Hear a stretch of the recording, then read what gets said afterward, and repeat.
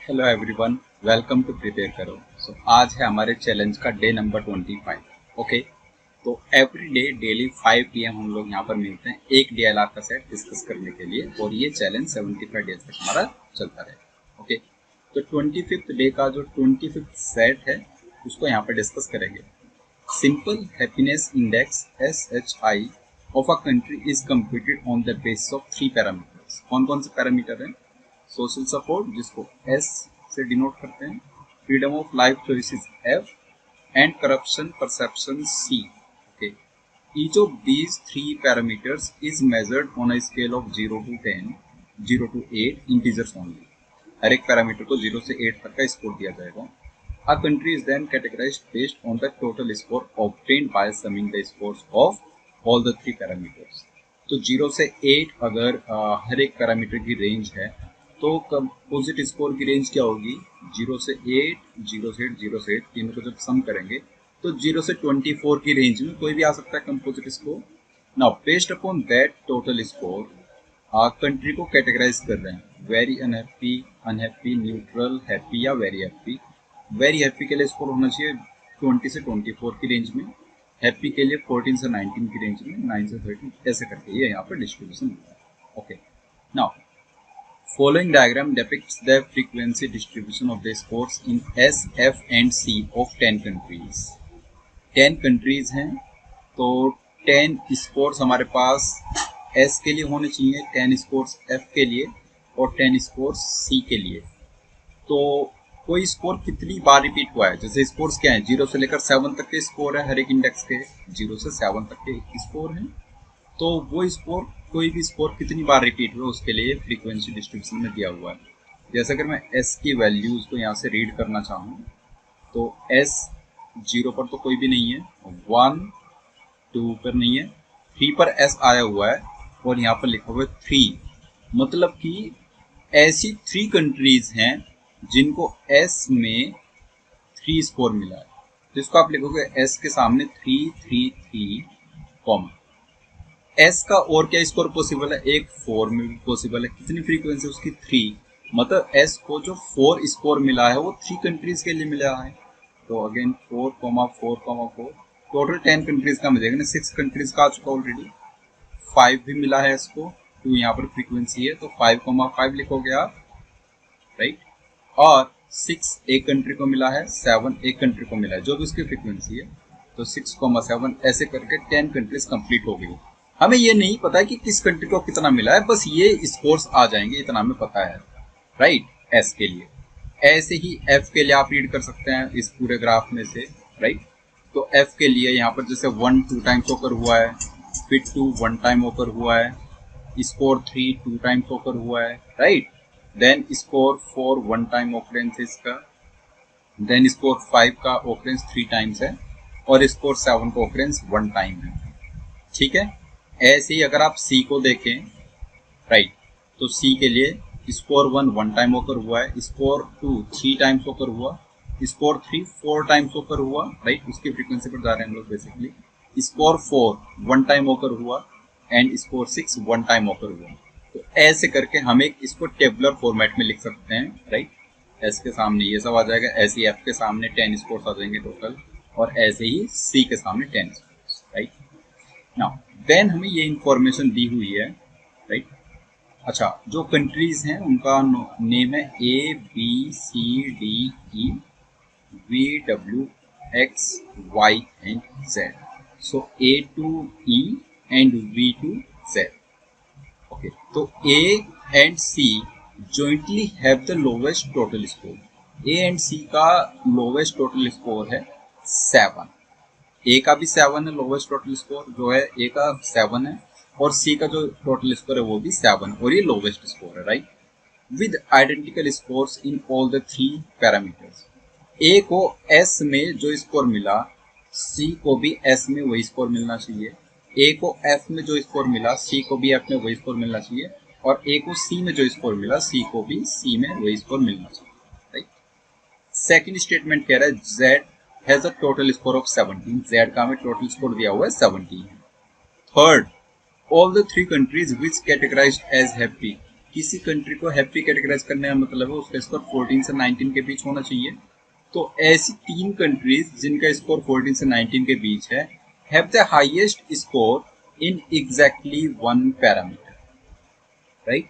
जैसे अगर एस का हाईएस्ट 7 है और मान लो एफ का हाईएस्ट, अगर हम फ्रीक्वेंसी डिस्ट्रीब्यूशन देखें तो एफ का हाईएस्ट है 7, राइट, और बाकी इसके पास कुछ कुछ स्कोर्स आए हुए हैं लेकिन हाईएस्ट 7 है, और सी का हाईएस्ट कितना है वो है 6, राइट। तो ये कह रहा है जो थर्ड स्टेटमेंट, इसको ध्यान से समझिए कि all the 3 countries which categorised as happy, जिसमें एक कंट्री तो ऑलरेडी जेड है, जेड का टोटल स्कोर 17 है 14 से 19 के रेंज में, 2 और कंट्रीज हैं। तो जो तीनों कंट्रीज हैं इनमें हाईएस्ट स्कोर सिर्फ एक ही पैरामीटर में, मतलब ऐसा नहीं हो सकता कि जेड के पास यहाँ से 7 आ जाए और यहाँ से 6 आ जाए, ऐसा नहीं हो सकता। अगर जेड के पास यहाँ से 7 आ गया ना तो एस में से भी कोई और वैल्यूज आएंगी एक्सेप्ट हाईएस्ट, और सी में भी कोई और वैल्यूज आएंगी एक्सेप्ट हाईएस्ट। तो हाईएस्ट सिर्फ किसी एक ही पैरामीटर में होगा, राइट। तो ऐसा बोल सकता है किसी एक में, जो ये 3 कंट्रीज है, किसी एक में एस हाईएस्ट होगा, किसी एक में एफ हाईएस्ट होगा और किसी एक में सी हाईएस्ट होगा। ओके, बोल सकते हैं ऐसा ना। ये आप फ्रीक्वेंसी डिस्ट्रीब्यूशन से हमने यहाँ पर ड्रॉ कर लिया है एस एफ सी के सामने, जो मैं अभी आपको बता रहा था, राइट। तो आराम से ड्रॉ हो जाएगा। और टेबल बना लिए, 10 कंट्रीज हैं, टोटल स्कोर कितना है इनका और एस एफ सी में इनको क्या क्या स्कोर मिला है उस हिसाब से। तो जो यहाँ से फिल कर सकते हैं वो देख लेते हैं एक बार। ए एंड सी का स्कोर 7 है टोटल, ये यहाँ पर 7 है, और सी का भी कितना है 7, और जेड का कितना है 17, जेड का आ जाएगा 17। इतनी इंफॉर्मेशन हमारे पास है, राइट। और क्या है कि 3 कंट्रीज जिनका 14 से 19 की रेंज में उनका एग्जैक्टली 1 पैरामीटर में हाईएस्ट। ओके, ए एंड सी का एस में आइडेंटिकल होना चाहिए, एफ में आइडेंटिकल स्कोर होना चाहिए और सी में आइडेंटिकल स्कोर होना चाहिए। क्वेश्चन 1 कह रहा है what is Amda's score in F. F में हमें ए का स्कोर बताना है। ओके, तो एफ में दोनों का स्कोर सेम होना चाहिए, ए एज वेल एज सी का स्कोर सेम होना चाहिए। ट्राई करते हैं एक बार, ठीक है।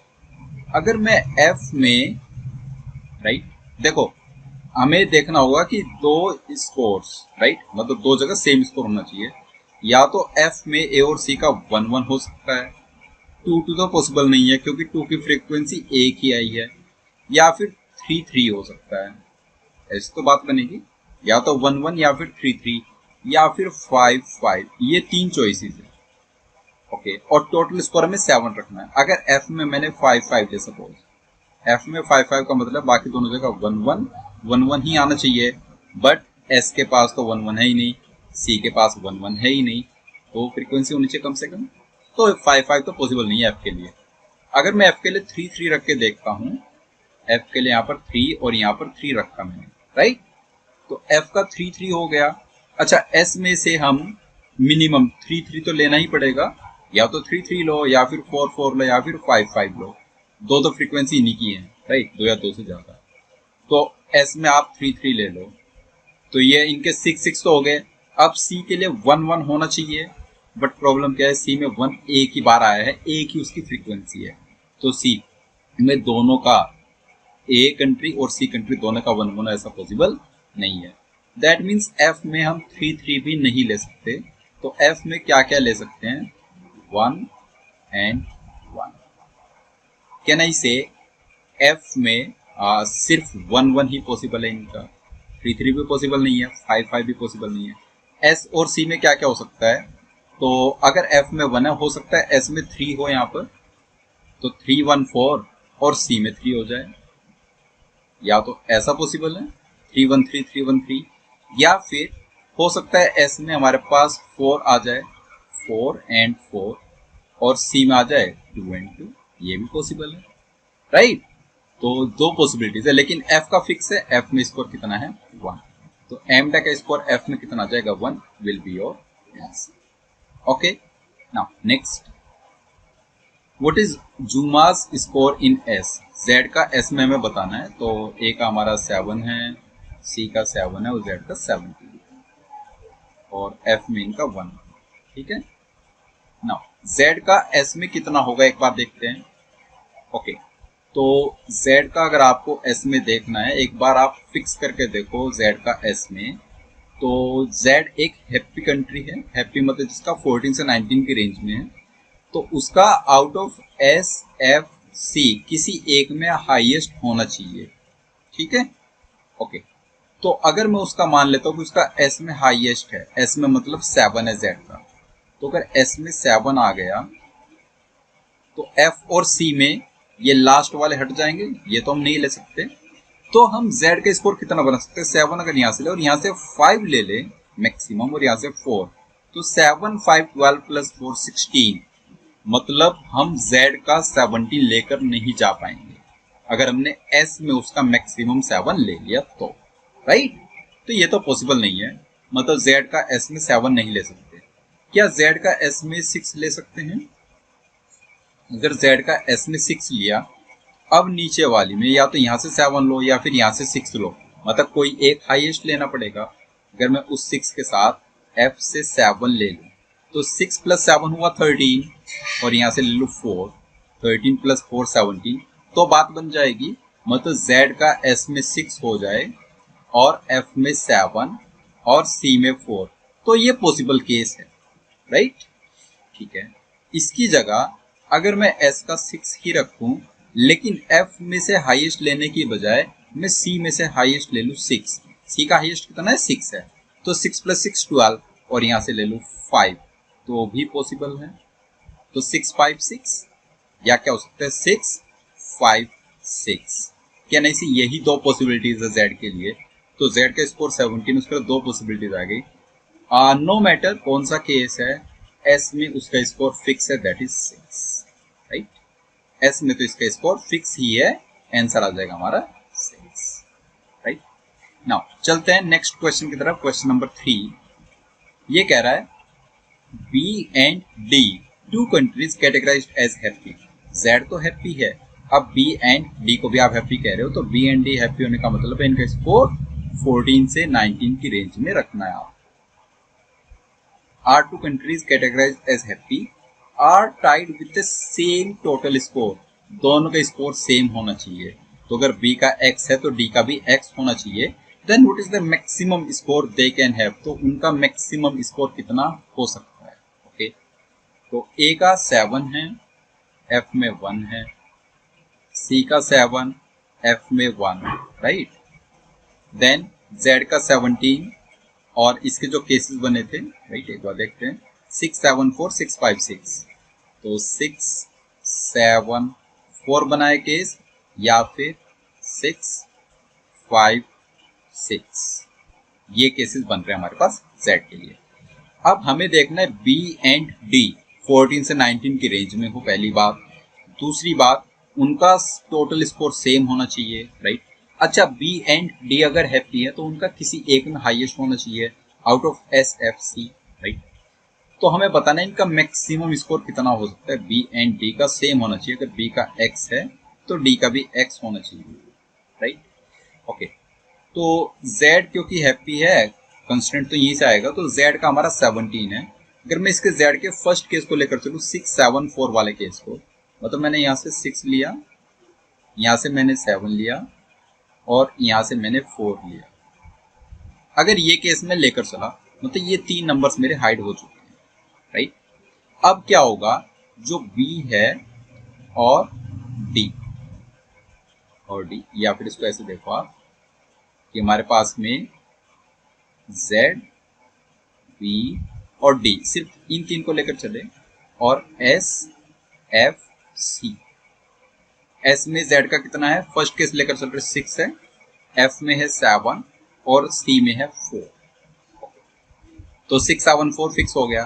अब B का हाईएस्ट या तो S में होगा विच इज 7, या फिर B का हाईएस्ट 6 में होगा, C में होगा विच इज 6। तो अगर B का हाईएस्ट हम लोग लेट से 7 में लेकर चलें तो यहाँ पर 7, तो जो कंट्री D है उसका हाईएस्ट C में होगा विच इज 6, ऐसा आ जाएगा। 7 उधर गया S में और 6 इधर आया C में, तो तीनों का एक एक में हाईएस्ट हो चुका है। अब बाकी स्कोर्स लेकर चलो, हमें B और D का मैक्सिमाइज करना है, प्लस दोनों का स्कोर इक्वल आना चाहिए। अभी तो दोनों में डिफरेंस है 7 और 6 का, 7 और 6 में 1 का डिफरेंस है। ओके, तो अभी करके हमने यहाँ पर ये नंबर्स कवर यहाँ से कर लिए 7 और 6। ओके, अब हाईएस्ट आपको चाहिए तो कैसे हाईएस्ट लेकर आओगे? लेट से बी का हमने एस में 7 आ चुका है, तो बी का एस में अब नहीं चाहिए हमें। डी का एस में क्या लोगे? डी का एस में तो आप चाहो तो फिक्स 5 ले सकते हो या फिर 4 ले सकते हो, क्योंकि मैक्सिमाइज करना एक बार 5 लेकर के चलते हैं डी में। ठीक है, डी में हमने लिया 5, डी का एस में स्कोर 5 लेकर चलो। तो 5, 6, 11 हो चुका है और 14 से 19 की रेंज में हमें चाहिए। एफ में कितना होगा? एफ में भी अगर मैं इसका 5 स्कोर ले लूँ तो 5, 5, 10, 6, 16 बन जाएगा। क्या हम बी का 16 बना सकते हैं? तो एक बार देखें, बी का 16 हमें बनाना है। 7 आ चुका है, 9 और चाहिए। 7 + 9 जाकर के 16 बनेगा, तो वो 9 आपको एफ और सी में लेकर के आना है। राइट, ओके, तो ट्राई करते हैं। एफ में आप बी का स्कोर 5 ले सकते हैं, तो 7 और 5 12 हो गया। सी में 4 ऑलरेडी ऑक्यूपाइड है। सी में 4 हमारा कहाँ पर जा चुके हैं? जेड के पास। तो क्या ना इसे 16 तो नहीं बना सकते, यहाँ पर 3 आएगा, 4 तो नहीं आ सकता, तो इसका हो जाएगा 15, इसका हो जाएगा 16, मतलब कि ये केस हमारा रूल्ड आउट हो चुका है। ऐसा नहीं कर सकते। राइट, तो अगर Z का 6 है S में और F में 7 है और C में 4 है, तो हम B और D का मैक्सिमम 16 नहीं बना पाएंगे। 16 से कम है, एक में 15 और एक में 16। अच्छा, क्या यहाँ पर D का हम 15 बना सकते थे? तो D का 15 बनाने के लिए हमें इन दोनों में देखना होगा। तो अगर मैं इसमें S में 5 की जगह 4 उसका ले लेता, तो 4 + 5 9 + 6 15 तो आ सकता था आराम से, तो यहाँ पर उसका 15 आ जाता। तो इन दोनों का ये 15 स्कोर वहां पर पॉसिबल था। राइट, हम कह सकते थे कि दोनों का 15 बन पाएगा, दोनों का 16 नहीं बन पाएगा। ओके, Z का एक केस लिया। अब Z का दूसरा केस लेकर के देखो, तो अगेन Z B D। अच्छा, B और D को रिवर्स नहीं कर रहा है, मतलब हमने B का यहाँ पर 753 लिया और यही 753 D का लेते तो एक ही तो बात है, वही केस हमारा रिपीट होता। Z B D और S F C। अब हम Z का सेकंड केस ले रहे हैं, जिसमें Z का S में 6 स्कोर है, F में कितना है 5 और C में कितना है 6। 6, 5, 6, तो हाईएस्ट किस में उसका? बेसिकली C में। राइट, C में उसका हाईएस्ट है। अब यहाँ से हम कौन कौन से नंबर्स कवर कर चुके हैं? ये C 6 हाईएस्ट यहाँ से कवर हो गया, यहाँ से हमने 5 ले लिया और ऊपर वाले से हमने 6 ले लिया। राइट, तो अब S और F में B और D का हाईएस्ट करा दो। B का लेट से S में हाईएस्ट है 7 और D का F में हाईएस्ट है 7। ओके, बात बन गई।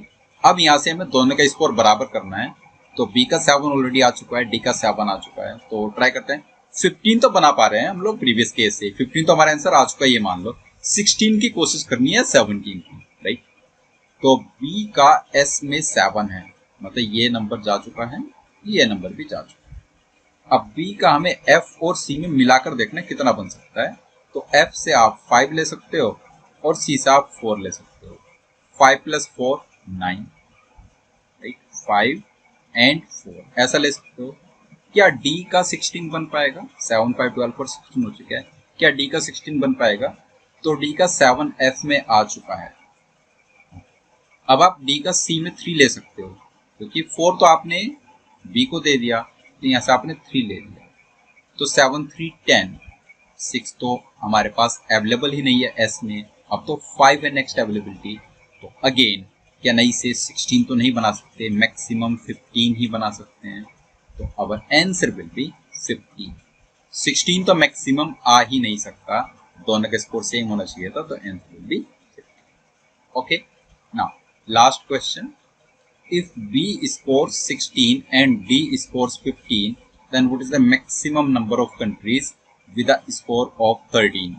Right? Okay. तो अभी जो प्रीवियस क्वेश्चन किया उसी का जस्ट रेप्लिका है ये। A का 7 है, F में 1, C का 7, F में 1, B का 16, D का 15, देखते हैं कैसे आएगा ये, और Z का है 17। राइट, B का 16 कैसे था हमारे पास? B का 16 तो यहाँ पर 7, 5, 3, 16 कैसे बनेगा? 5, 5, 6 से आप बना सकते हो, बी को अगर आप 5 5 6 दे दो, राइट। 5 5 6 देने का मतलब क्या है कि आपने सी में उसको हाईएस्ट दे दिया। अगर बी को हाईएस्ट सी में दिया तो जेड को हाईएस्ट किस में दोगे, एफ में, तो जेड का एफ में कर दो 7। ये 7 है, यहाँ पर 6 है, 6 7 13 और 4 17, ये तो है ना 6 7 4, राइट। ये हो गया, जेड का आ गया 6 7 4, बी का आ गया 5 5 6, तो इसका यहाँ पर हाईएस्ट है, इसका यहाँ पर हाईएस्ट है, मतलब फर्स्ट वाला है जो डी, डी को एस में हाईएस्ट दे दो 7, डी का 7 है और टोटल होना चाहिए 15 स्कोर उसका, तो 7, एक बार देखो प्रीवियस में कैसे बनाया था हमने, 7 5 12 4 16 9, 7 5 12 एंड 3 15, 7 5 3 से बना दो 7 5 एंड 3, राइट। अब देख लो कौन कौन से स्कोर्स आपने यहां से यूज कर लिए हैं, तो 7 डन 6 डन, राइट। एस में से हमने 5 7 6 3 ले लिए हैं, तो 5 6 7, एस में से 3 हो गए। एफ में से हमने 1 5 1 5 7, एफ में से 1 5 1 एक और 5 और 7 ले लिए हैं, और सी में से 6 3 4, सी में से 6 4 और 2 ये ले लिए। आपको क्या चाहिए, maximum number of countries with a score of 13, तो 13 स्कोर के लिए मैक्सिमम नंबर ऑफ कंट्रीज कितनी है, अब 13 बनाकर देखो कैसे बनाओगे। तो 13 बनाने के लिए यहाँ से ये नंबर हट चुके हैं 5 6 7, तो यहाँ से आप मैक्सिमम 5 ले सकते हो। अगर यहाँ से आपने 5 लिया मैक्सिमम, मैं तीनों इंडेक्स से मैक्सिमम उठा के देख रहा हूँ, यहाँ से 5 मैंने मैक्सिमम उठाया, यहाँ से 5 मैक्सिमम उठाया, और यहाँ से 3 मैक्सिमम उठा सकते हैं, तो 5 + 5 10 + 3 13, एक कंट्री बन गई 13 score.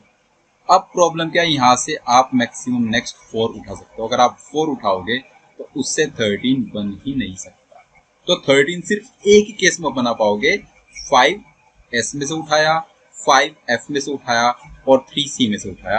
Answer is option B, only 1 country will B.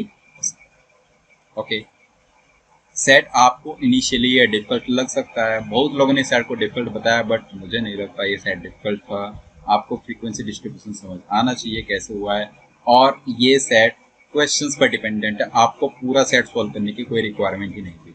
आपने ई से लेकर ये इनके स्कोर क्या है इससे कोई मतलब ही नहीं है, राइट। तो अगर पूरी टेबल फिल करने जाओगे तो आप इसमें डेफिनेटली स्टक कर जाओगे, लेकिन क्वेश्चंस के थ्रू जाओगे तो फटाफट से देखो आपने आंसर कैसा है, ठीक है। नेक्स्ट डे नंबर 26 पर जो सेट डिस्कस होगा उसका आप स्क्रीनशॉट कैप्चर कर लीजिए।